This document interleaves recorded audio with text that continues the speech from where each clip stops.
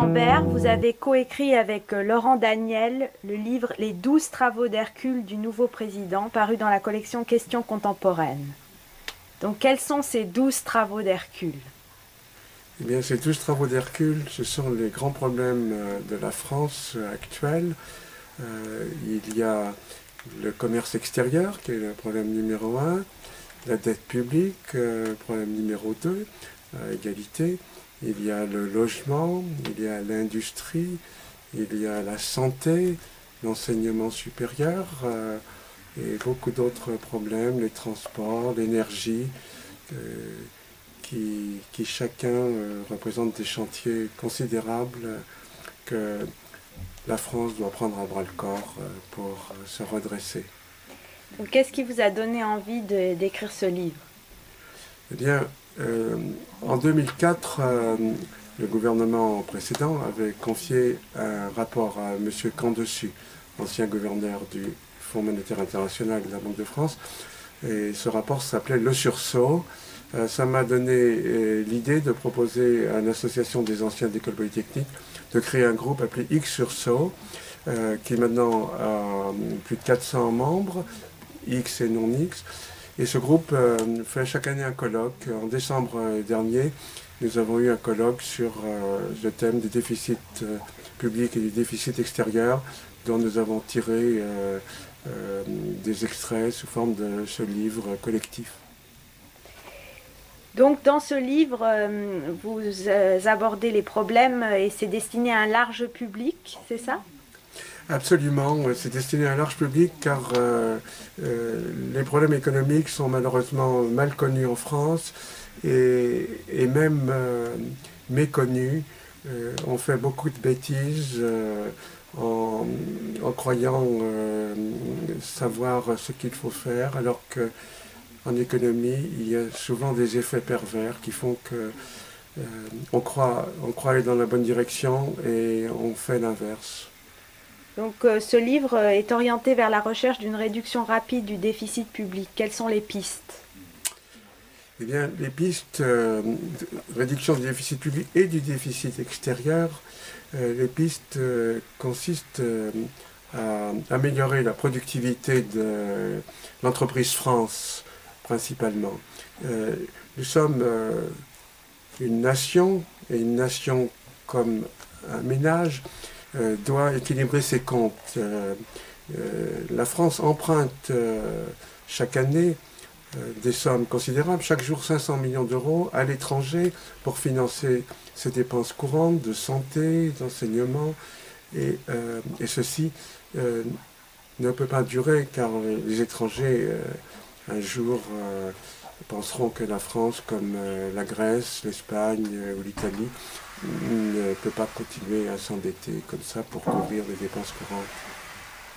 Donc vous parlez en pratique de certains choix stratégiques, concrètement comme le retour à la retraite à 60 ans, l'encadrement des loyers, l'abandon de la TVA sociale. Oui, voilà, j'arrive hier d'un voyage au Brésil. Brésil, c'est l'un des pays dynamiques actuels qu'on appelle le BRIC, Brésil, Russie, Inde, Chine.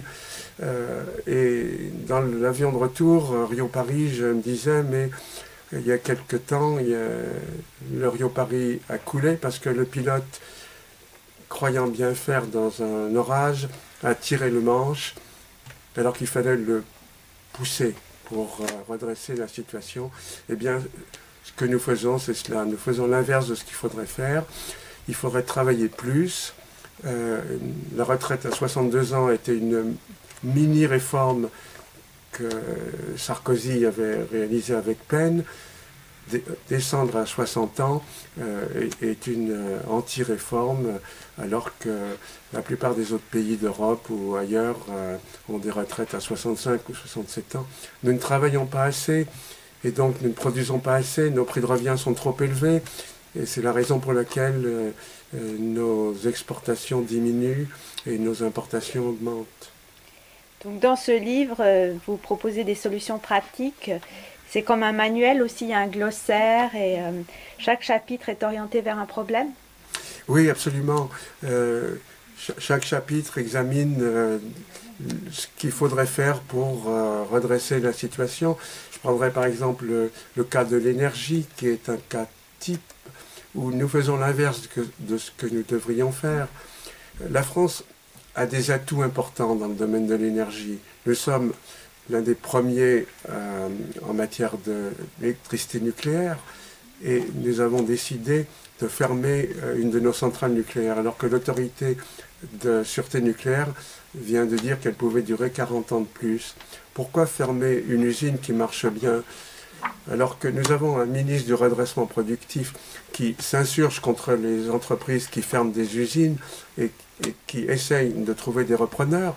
Le même ministre décide de fermer une usine qui marche bien à Fessenheim. Pourquoi ne cherche-t-il pas un repreneur? Dans le domaine de l'énergie, le gaz de schiste est une richesse que nous avons et nous restons assis dessus sans même vouloir examiner combien nous en avons. Et à la place, nous achetons du gaz au Qatar, qui, avec l'argent que nous lui donnons, achète nos plus belles entreprises, achète même notre club de football PSG. La question du logement aussi est au cœur des questionnements. Qu'est-ce que vous proposez?